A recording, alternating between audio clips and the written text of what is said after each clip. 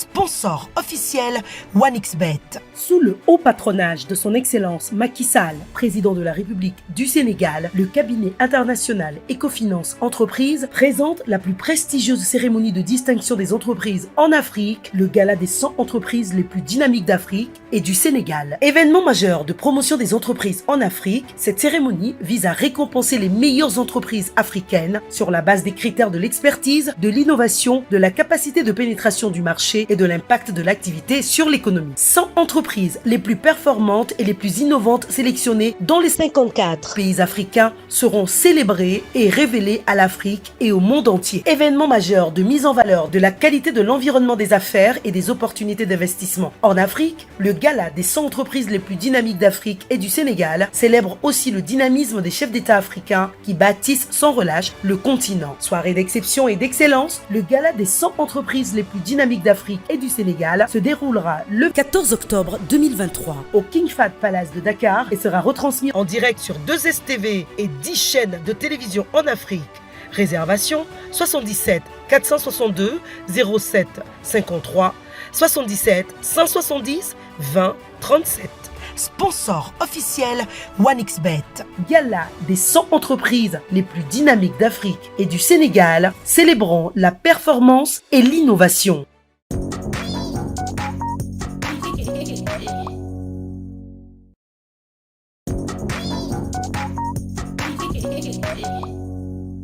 Chers amis fidèles internautes, vous qui avez choisi la chaîne des grands événements VIP People TV, s'informer juste c'est vrai. nee naa leen su ngeen abonné ba noppi bu leen fàtte bës cloche de notification bi ngir jot yeneen vidéo tey nag di lundi 25 septembre 2023 ñu indi leen beneen numéro actu du jour su ñu nee actu du jour dañuy xool li gën a fës ci xibaar yi ñu indi ko taataan ko xool lan moo ciy dëgg saytu ko ba mu baax jox leen ko yéen askan bi kon tey seen actu du jour fi ñu koy tàmbalee mooy visite bi nga xamante ni kii di son excellence le président de la république Macky Sall amaloon na ko foofu ca New York maanaam du 17 au 23 septembre ginnaaw bu mu waree teew foofu ca 78e assemblée générale des nations unies bi nga xamante ni moo doon am foofu ca New York ginnaaw loolu nag kii nga xamante ni mooy président de la république des États-Unis d'Amérique Joe Biden dalal na kii nga xamante ni mooy président de la république du Sénégal foofu ca Maison Blanche ba ginnaaw loolu nag kii nga xamante ni mooy président de la république du Sénégal Macky Sall indi na tontu jëmale ko ci kii nga xamante ni mooy avocat franco espagnol portugais bi nga xamante ni Ousmane Sonko jëloon na ko pour mu défendre dossier am ci ay accusations ak ay allégations yoo xamante ni yëkkati woon na ko ba noppi kii di président de la république indi benn mise à point ci ay allégations yoo xamante ni kii def na ko muy Juan Branco. ba tey gouvernement Sénégal mi ngi ñuy xamal ni que di préciser que lépp loo xamante ni jëm na ci ay affirmations yi nga xamante ni kii di Juan Branco indi na ko dara du ci dëgg c'est infondé mi ngi révéler que lépp mi ngi jublu ci benn manipulation. Macky Sall xamal ni ko kooku aussi ginnaaw ce jour mu amoon foofu que cadre bi ko yóbbuwoon foofu mooy participation sur session de l'ONU conformément à ce qui suit avait annoncé en conseil des ministres du mercredi 13 septembre et indiqué dans le communiqué de la présidence date du 17 septembre nee na ko daal il n'a jamais été question d'une visite à la Maison Blanche maanaam bi mu fiy jógee amul woon question boo xamante ni dafa doon am visite foofu ca Maison Blanche war a gisee kii nga xamante ni mooy président des États-Unis di Joe Biden mais session Assemblée générale Nations Unies moo ko fa yóbboon ginnaaw loolu nag c'est le président des États-Unis dalal foofu ca Maison Blanche mu indil ko ay leeral yoo xamante ni am na ci li nga xamante ni ñu ngi ko doon wax suñu sukkandikoo ba tey ci seen rencontre bilatérale boobu ak le président Joe Biden lors de son voyage à New York relation entre Sénégal ak États-Unis d'Amérique ñëpp xam nañu que ay dirigeants ñoom ñoo ci nekk ay empreintes d'exercice de confiance mutuelle ak estime réciproque moom moo nekk ci diggante Sénégal ak États-Unis ginnaaw seen ay relations bilatérales. Par ailleurs nag il est pertinent de rappeler que Juan Branco avait précédemment évoqué des poursuites des autorités sénégalaises devant la Cour pénale internationale CPI. Cette déclaration avait suscité des réactions et des interrogations. Et donc légitime de se demander où en est cette tentative de manipulation et d'atteinte d'une réponse à la CPI. En tout cas ñi ngi xamal ni que daal lépp loo xamante ni kii di Juan Branco yëkkati woon na ko ay allégation infondée la dara du ci dëgg benn système de manipulation moo ko ci jublu woon ba tey ci biir loolu ñi ngi xamal ci souci transparence bi nga xamante ni am nañ ko ak clarté maanaam lépp leer nañ il serait approprié que Juan Branco communique sur le développement de cette affaire et clarifie sa position. Les allégations et les manipulations ne contribuent pas au débat constructif et éclairé sur les questions importantes qui conscientisent le Sénégal et ses relations internationales. En tout cas nañu xam ne que daal allégation yi nga xamante ni kii di Juan Branco mi ngi ko doon yëkkati loolu bokkul ci luy participer ci développement mais ay manipulation la ak fausse information. Toujours dans votre actu du jour du lundi 25 septembre 2023 lii nag mi ngi concerné kii nga xamante ni moo fi jiite woon parti boobu ñu dippee ko Pastef di Ousmane Sonko di opposant sénégalais nekkoon fi ginnaaw nag bi mu amee woon problème ak ki nga xamante ni mooy la jeune masseuse Adji Sarr ñu jugé woon ko par contumace condamné ko à 2 ans de prison ferme pour corruption à la jeunesse nañu jàpp ni que daal ñi foog ni que Ousmane Sonko dina doon candidat ci élection présidentielle yu 2024 yi nañu jàpp ni que loolu waxu yàqal la waxu naxasaale la Ousmane Sonko ñëpp xam nañu il ne sera pas candidat aux élections de 2024 décision boobu acté nañ ko ba noppi suñu sukkandikoo ba tey ci kii nga xamante ni mooy leaderu Pastef bi nga xamante ni mooy Ousmane Sonko ñu ngi xamal ni que du participer ci élection présidentielle du 25 février suñu sukkandikoo ci quotidien bi nga xamante ni joxe na information bi muy benn exclu dans les listes électorales kuy di Ousmane Sonko dañ ko exclure rajo ko ci liste électorale yi retrait boobu nag ci liste électorale yi yaakaar naa ni notifié nañ ko depuis le 20 septembre dernier le 20 septembre daal la ñu notifié kii di Ousmane Sonko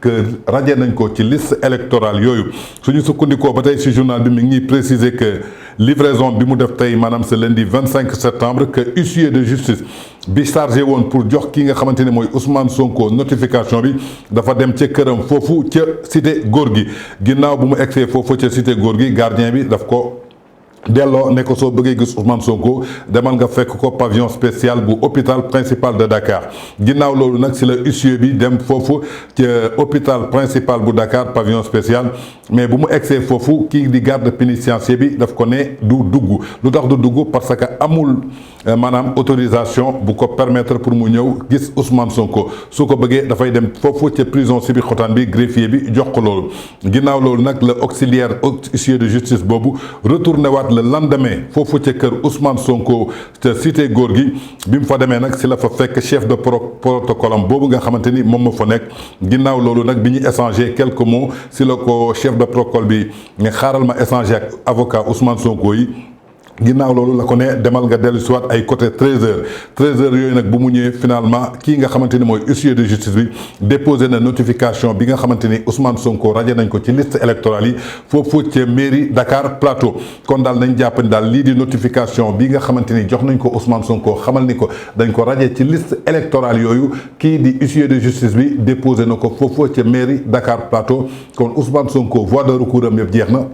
nañ jàpp ni que kii di Ousmane Sonko du bokk ci élection présidentielle yi ñu jëm le 25 février 2024 képp ku fi taxaw naan Ousmane Sonko mooy sa plan A Ousmane Sonko mooy sa plan B mooy sa plan C je crois que yaa ngi ci yoon boo xamante ni yaa ngi nax sa bopp kon donc nañuy sukkandiku daal ci li nga xamante ni jot nañ ko ba tey ñi koy xamal ni que kii di Ousmane Sonko di l'opposant déchu de ses droits civiques et politiques conformément aux dispositions de l'article L57 du code électoral bi nga xamante ni suite à sa condamnation à 2 ans de prison par contumace dans l'affaire l'opposant à la jeune masseuse Adji Sarr kon daal nañ jàpp ni que kii di Ousmane Sonko du bokk ci élection présidentielle 2024 yi ñu jëm parce que dañ ko raye ci liste électorale yi radiation boobu nag li ko koy signifier di ko notifier kii di huissier de justice bi ginnaaw bu mu ñëwee këram fekk fa gardien bi ne ko na dem pavillon spécial mu jógee foofu ñu ne ko da nga war a am autorisation mu dellu soit gis chef de protocole bu Ousmane Sonko chef de protocole bi mu waxtaan ak avocat Ousmane Sonko kii di huissier bi déposé na ko foofu ca mairie Dakar Plateau. Toujours dans votre actu du jour du lundi 25 septembre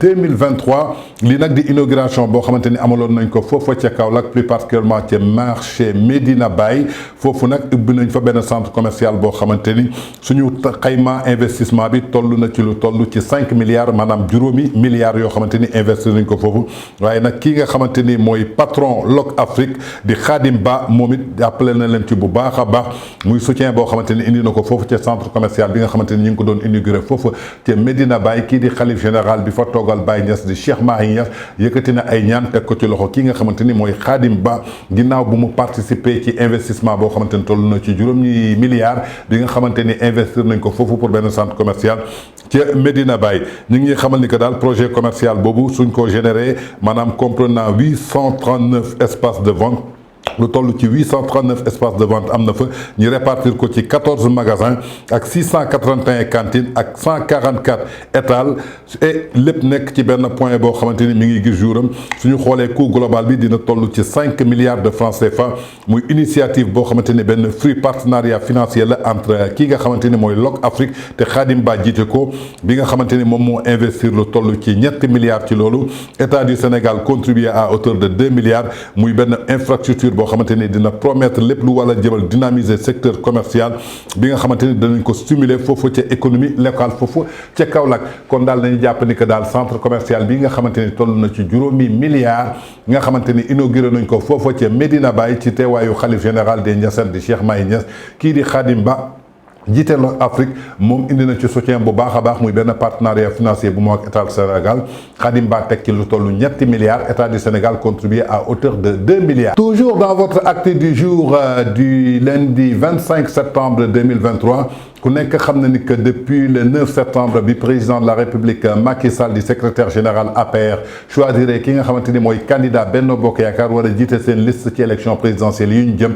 mu tànn ki nga xamante ni mooy jëwriñu gouvernement bi di Amadou Ba gis nañ ci ay fronde yu bëre ku ci mel ni tey ki nga xamante ni mooy Aly Ngouille Ndiaye ku ci mel ni ki nga xamante ni mooy Boun Abdallah Dionne bi déclaré candidature am par communiqué donte defagul comme ñoom Aly Ngouille Ndiaye lu ñu def TFM kii di Mame Boye Diao def point de presse jàkkaarloog taskatu xibaar yi xamal ni dafa déclaré candidature am kii di président de la République ba mu demee foofu ca États-Unis ginnaaw bu muy dajeek ay militants yi nga xamante ni bu mu paree session assemblée générale bu ONU bi am na ay kàddu yoo xamante ni yëkkati na ko kàddu yooyu nag mi ngi xamal ni que képp koo xamante ni àndoo ci candidat bi nga xamante ni moom tànn na ko parce que ñoom ñëpp dañu xàccandoo dóorandoo joxoon ko carte blanche jàppal ni que tu es exclu de la coalition Benno Bokk Yaakaar tu es exclu ci nga parti boobu nga xamante ni mooy APR en tout cas kii di président de la République Macky Sall dànkaafu ne leen bu baax a baax dama bëgg ñu seetaani vidéo bi nga xamante ni bi mu ko amalee kii di le communicateur traditionnel de New York Omar Diaw Seck mi ngi ko doon jottali ñu seetaani vidéo bi dellu si waat ki nga tànn ñoom ñëpp ñu accepté ko nee na loolu lañ ko wax ñëw tànneef jot ñu tànn.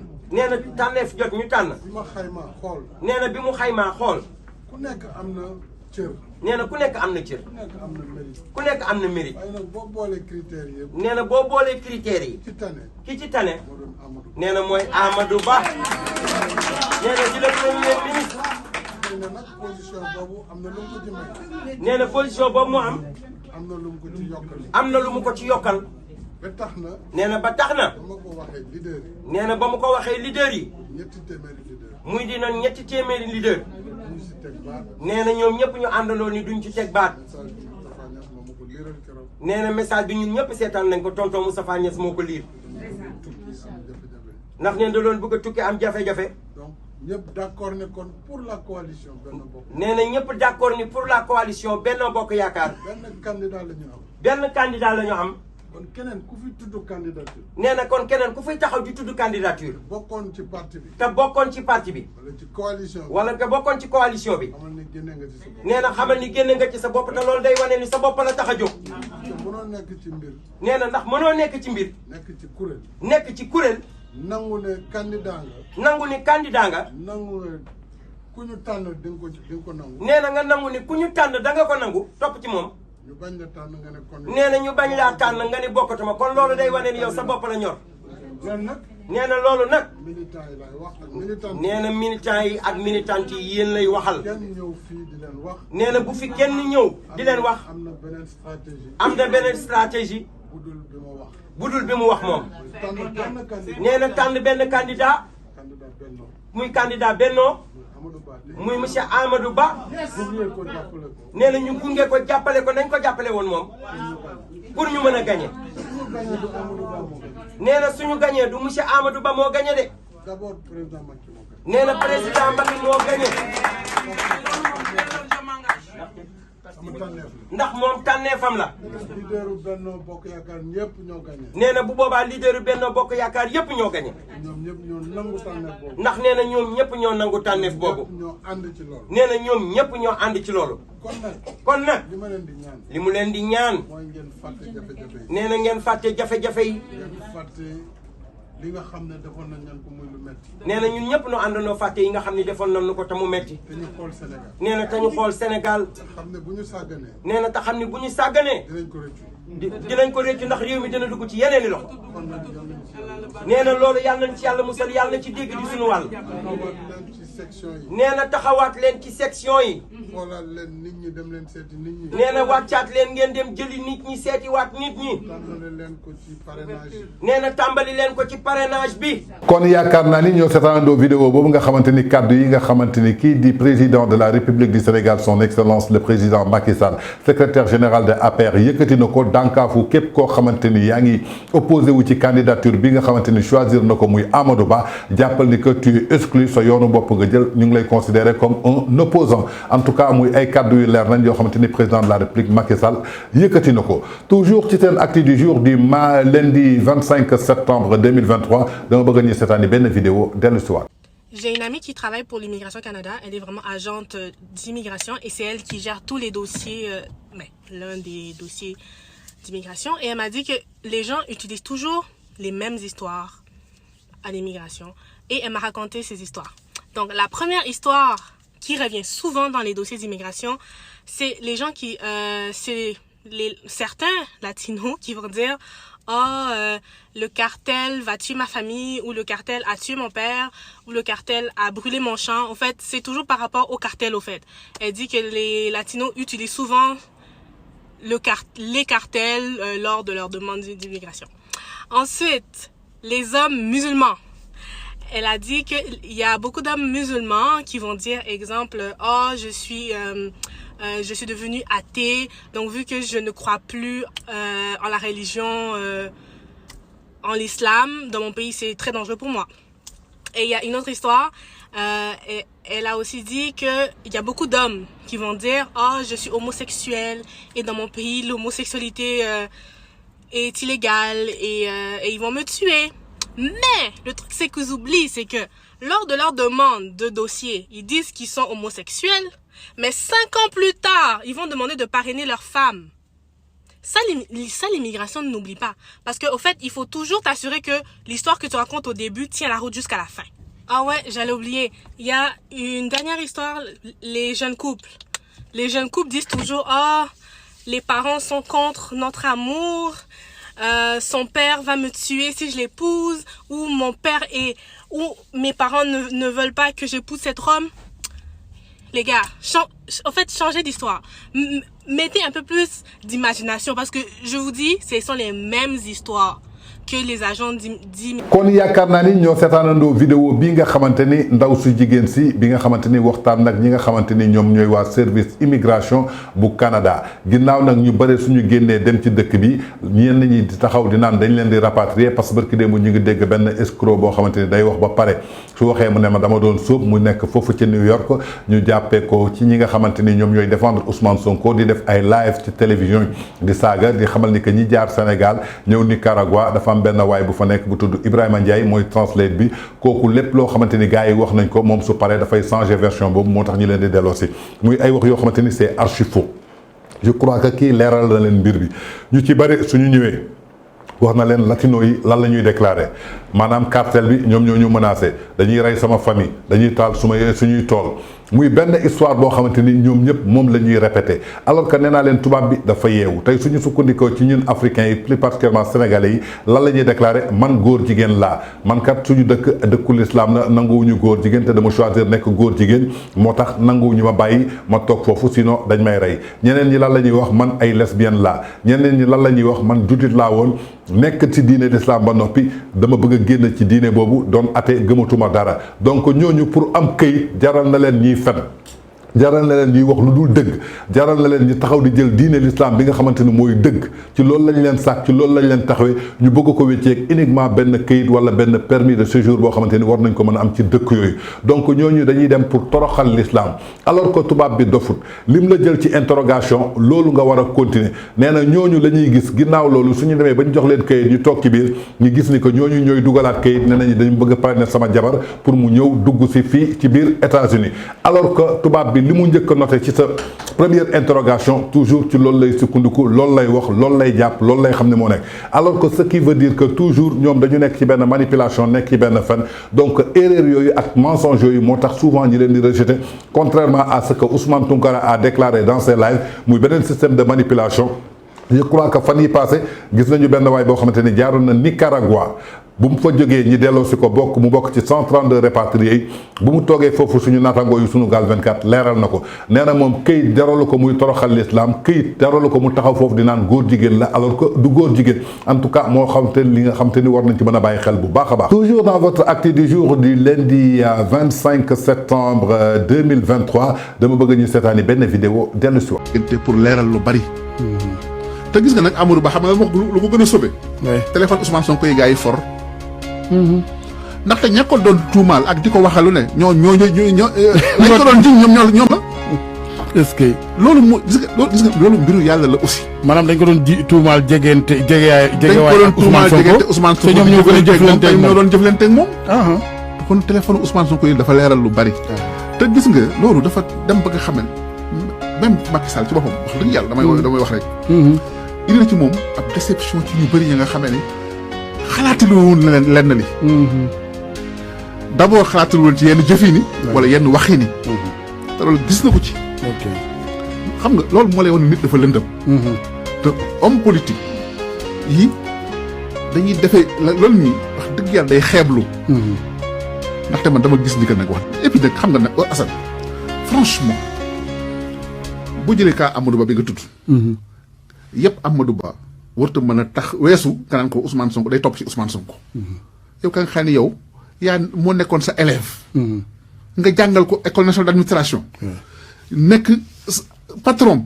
aux impôts di ko jubbanti ba mu jox la kilifteef ba muy ñaan jabar ba nga daf laa joxoon cëru kilifteef nga ñaanal ko jabar parce que yaa na nekkoon patron. nga ëppale ko lépp. gën koo xereñ ci njàng gën koo ëpp taxawaay prouvé wul dara. nga digg bëgg a taxaw tey lan moo war a tax muy rangé wu ci ginnaaw. kooku man pour man yëpp ko mënut a weesu naan ko yow da ngay toog ginnaaw Ousmane Sonko et loolu laa ma sa wax président ma ne ko man day mooy seede damay seede la nga xam ne xam naa ko. ñi lay wax naan la Amadou Ba ak Ousmane Sonko dañoo jaxasoo man de aw ma ci firnde te li ma dund ak Amadou Ba wekk ko ak moom jotewul ak moom ci dalu tas falal ay ni. très bien Madiambal doyaluñ ci waxtaan wi parce que bon y a un goût d'inachevé surtout ci sax gën a xamee que kilifa gi ci boppam am na ci yu bari nag xam naa doonu ko wax quoi. kon yaakaar naa ni ñoo seetaandoo vidéo boobu nga xamante ni kii di suñu naataangoo di Madiambal Diagne yëkkati na ko bu mu amee benn waxtaan ak ñi nga xamante ni mooy ñooñu nekk foofa ca Sud FM yëkkati na ay kàddu nag teg ko ci kaw kii nga xamante ni mooy Amadou Ba xam na ni choix Amadou Ba tey soo gisee président de la République Macky Sall def ko ginnaaw bi ñuy jàppee ay téléphone Sonko la lu bëre feeñ ñu bëri dañ doon toog di accuser ne Amadou Ba mooy financé kii nga xamante ni mooy Ousmane Sonko am na ñu fi taxawoon ne Amadou Ba mooy financé waa Walfadjri mooy fay salaire yi loolu yëpp ñu koy accuser di ko teg ci ginnaaw ndoddu Ousmane Amadou Ba yaakaar naa ni ba ñuy saisir téléphone Amadou Ba yi je crois que si la lépp feeñ si la Macky Sall xam ne ñii doon accuser Amadou Ba di tilimal deram di ko accuser ci ginnaaw Ousmane Sonko ñoom ñoo doon nekk ci téléphone Ousmane Sonko ñoom ñoo doon wax ak Ousmane Sonko ñoom ñoo doon trahir état du Sénégal kon xabal na ni que tey la loyauté qui s'exprime envers Amadou Ba tey ba Macky Sall defal ko choix am xoolul militant de première heure militant de dernière heure je crois que c'est quelque chose boo xamante ni dañ ci war a bàyyi xel te donc aussi teg na ci analyse bu pertinente boo xamante ni foog ñu bàyyi ko kii di Amadou Ba nekkoon directeur des impôts et domaines jiite Ousmane Sonko def ko kilifa Amadou Ba ëpp ko xam-xam ëpp ko jàng ëpp ko lépp ëpp ko diplôme ba Ousmane Sonko ba muy takk jabar jiital Amadou Ba pour mu ñaanal li ko soxna je crois que Amadou Ba waydiwul wala wàcc wala immaturité ba tey muy neex topp ci ginnaaw Ousmane Sonko di leader ne daf koy financé par Ousmane Sonko jiitu wala autre chose moo tax souvent ma ne wax bu yenu maanaam nopp yi koy dégg dañu war a wér wax su yenuwul maanaam nopp yi koy dégg dañu war a wér comme on dit souvent rek ils sont toujours dans la manipulation dans le mensonge pour pouvoir vaincre et accéder au pouvoir alors que yàlla nee na dëgg rek kay mujj te si nit si dëgg rek nga mën a sukkandiku pour am li nga bëgg loo mën a def ci ay fen jàppal ni ko tôt ou tard day feeñ bëtëg ndar kam loo mën a def ci dëgg jàppal ni ko dafay wéy ba illaa yow mi diina dëgg jooju rek kay sax kon yaakaar naa ne tey démb ñu fi taxawoon nekk ci gouvernement bi di tuumal kii nga xamante ni mooy Amadou Ba je crois que téléphone Ousmane Sonko yi biñ ko saisiré naaw biñ ko cag-cagee foofu ca Koungheul ba muy wootee maanaam cokki fin war a dem déloger yi Macky Sall téléphone yooyu bañ ko saisiré nañu gis lu bëri lan moo ci wax maanaam gisuñu ci benn yoon communication Amadou Ba ak kii nga xamante ni mooy Ousmane Sonko mais ñi doon yëkkati tuuma yooyu di ko teg ci kaw Amadou Ba ñooñu la ñu gis seen tur moo tax Macky Sall segg leen ndànk ni yàq bu naqari teg leen fële jël Amadou Ba def ko le choix de Benno Bokk Yaakaar pour lan loyauté confiance ak fidélité. Toujours dans votre actu du jour du lundi 25 septembre 2023 dama bëgg nag ñu seetaani vidéo bi nga xamante ni oustaz Tafsir Gaye amal na ko muy waxtaan bu am solo. góor gi dafa am ñaari soxna yàlla dogal kii dafa njool kii dafa gàtt mu dem di xottil ko njool gi 7 mètres ku gàtt ki mu xottil ko 4 mètres ku gàtt ki kaas ne ko lu waral kii 7 man 4 mu ne ko yow 4 ngay sol kii 7 lay sol ndaw si di coow ba góor gi dem jënd 3 mètres am jox ko ku ne am 7 góor gi bàyyi ba ñu ni suba la tabaski mu bàyyi ba boutique yaa ngi waaj a tëj mu dem jënd ñaari peeru dallu 44 kenn ku ne mu jox la sa 44 njool mi sol mu jot ko sëkk ngattaan mi sol mu ëpp lool ngattaan mi ni ko waaw yow looy def fii da ngay saboote mu ni ko déedéet lu waral nga may jëndal daal yu ma ëpp mu ni ko damay bañ la ma dal ca bassin ba dal ma looloo waral ma jënd ñaari 44 seetal nooy def sa yeneen centimètre lan laa bëgg a jàngale mooy am na koo xamee ni li nga jox Chérif Maami boo ko joxee du ko jig day ëpp ci moom kon maandu nekkul ni fi nga teg Chérif Maami nga teg fa Tafsir Gaye déedéet Chérif Maami dafa am place bu ko yàlla jox ko Tafsir Abdourahmane Gaye dafa am fu ko yàlla teg ko fa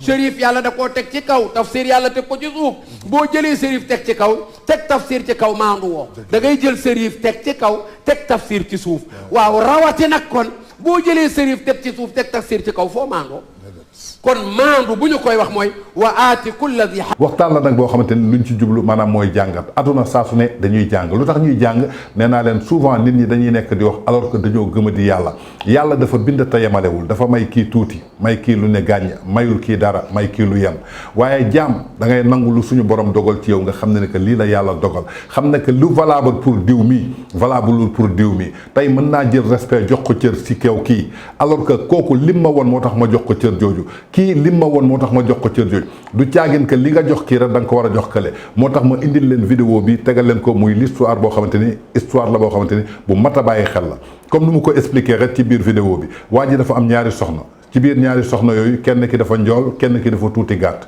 tabaski jot mu jëndal kii juróom-ñaari mètre basin jëndal ku tuuti ki ñeenti mètre basin ku tuuti ki ne ko lu tax nga jëndal ma ñeenti mètre basin parce que maag kii ñoo war a tolloo da nga ko jëndal juróom-ñaari mètre mu ne ko déedéet parce que kii moo la sut dafa njool te yow da nga tuuti lii jot na la ndaw si bëgg ko indil coow mu dem jënd yeneen ñetti mètre tegal ko ku nekk am juróom-ñaari mètre waaye tegu ci wax dafa bàyyi ba veyu tabaski bi mu dem jënd ji ñaari pointure daal la mu jënd ñaari 44 indi bu mu indee ñaari 44 yi jox benn ndaw si 44 mu jox kële mu ne ko yow lu tax nga jëndal ma 44 te xam nga 44 jotuma mu ne déedéet damay bañ li ma daloon ci basin yi dalaat ma comme nee nga yéen a war a tolloo donc loolu moo tax ma def li muy leçon du jour boo xamante ni lu mat a bàyyi xel la ma bëgg ñu seetaanandoo ko mu doonoon seen actu du jour du lundi 25 septembre 2023 fii ci VIP People TV je vous donne rendez-vous à demain avec un autre numéro sur VIP People TV d'ici là restez scotchés nos programmes ça continue.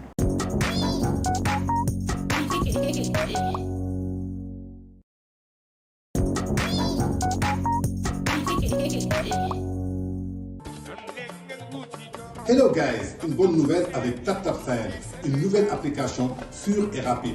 Envoyez de l'argent partout à travers le monde, que ce soit l'Europe ou les États-Unis, avec TapTapSend. Utilisez le code promo TANGE26 et gagnez 10 € sur chaque transfert. Téléchargez l'application sur Apple Store ou Play Store. Avec TapTapSend, tout est révolu.